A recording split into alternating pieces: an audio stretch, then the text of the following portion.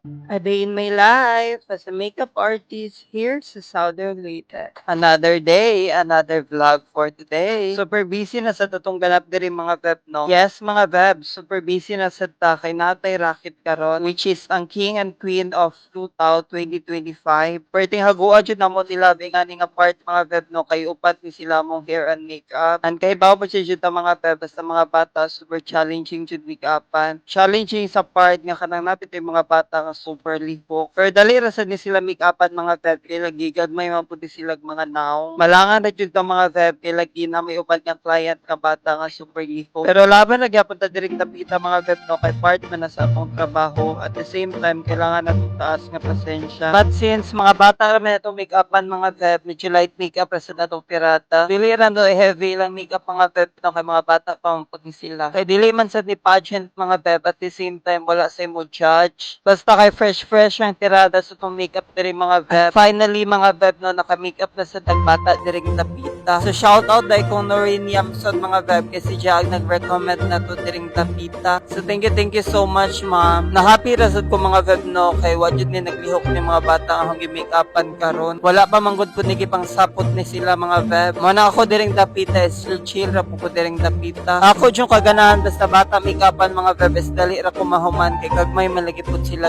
face. Or sometimes medyo mas struggle pud tawag bata ag make-upan kay lagi na may mga bata lagi nga sobrang kalihukan. So maglaba jud tong ulo inga na og mga inga nga client mga beb no. Mo nang adyo mo ka shock mga beb nga nung same rate ra gyapon bisag bata or dako na. Kay to be honest, mas stressful jud make-upan ng mga bata mga beb. Kay sobra kataas jud imong dapat pasensya ja sobra pud am-am nimo diring tapita. Super busy na jud diring tapita no kay wal ga makeup tag sila po diring tapita is nag-hair. And of course mga beb, super grateful and thankful jud ko diring tapita. Kay lagi ni salig ilang mga parents nga kitag mo makeup sa ilang mga anak. Bongga sa ning lutaw mga beb no kay every year na jud sila pagganap. Syempre as a makeup artist mga beb, super happy jud mi basta na yung mga event. Mao man jud ni atong passion mga beb no bahalag hago laban na jud diring tapita. By the way mga beb, mo din na ang second client. Diyan akong third client diha mga beb na make-upan na naho iko naman i-hair ni Love. Actually mga beb, na napakita din siya step by step. Kaya lagi medyo nagdali na sa tadiring tapita. So while ga-hair sila mga beb, nag-snack sa Deco Direct Pizza. Actually in order na namong Love mga beb, din si ate is nihatag na mo Coke and Sprite. So thank you atong parents nga nihatag nun. By the way, ang parent po di ay is nagpa-retouch po diring tapita o kilay. Siya mo na nilang before and after makeup look mga beb.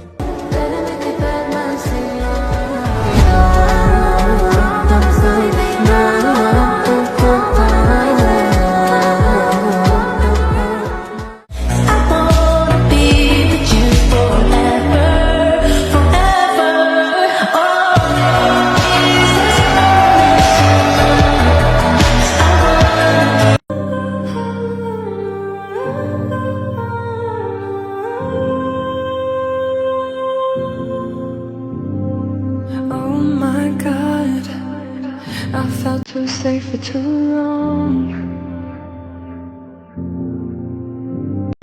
Dili jud ikalimod mga beb no nangagwapa jud ni sila diring tapita. And before din mag-end niya tong video mga beb, comment down your location na sa dugasan ni nakaabot niya tong vlog for today. Para sad ma-shoutout mo na sa next vlog mga beb. Shoutout Likisha Ashley Yarso watching from land of Daghang Martes, Biasong. And shoutout to you Roulette Makabuhay watching from Maletbog, Southern Leyte. And shoutout to Rosilia Logronio watching from Bugasong. So if gusto mo ma-shoutout sa next vlog mga beb, just comment down your location. Anyway, thank you so much for watching mga beb ug see you in my next video. Bye mo oy.